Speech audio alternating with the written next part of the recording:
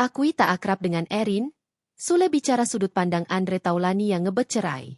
Sule sebagai salah satu sahabat akrab Andre turut diminta pandangannya. Menjadi bintang tamu dalam program Pagi-Pagi Ambyar Trans TV, ayah penyanyi Rizky Febian ini meyakini ada satu alasan dari Andre bersikeras mengajukan gugatan cerai. Kendati begitu, mantan suami Natalie Holscher ini tidak tahu menahu mengenai penyebab masalahnya. Namun, pelawak 48 tahun ini merasa masalah yang tengah dihadapi Andre dan Erin dipicu oleh perkara lama. Sampai akhirnya kemarahan terus menumpuk dan kini Andre sudah tidak tahan dan memilih untuk berpisah. Mungkin, masalah, sudah lama yang mungkin menggunung, tanda Sule. Lebih lanjut, pria yang populer lewat jargon Banyolan, Prikitiu, itu, menyebut akar masalah perceraian hanya diketahui oleh Andre sendiri. Dirinya sebagai sahabat, memilih untuk tidak mau tahu dan ikut campur.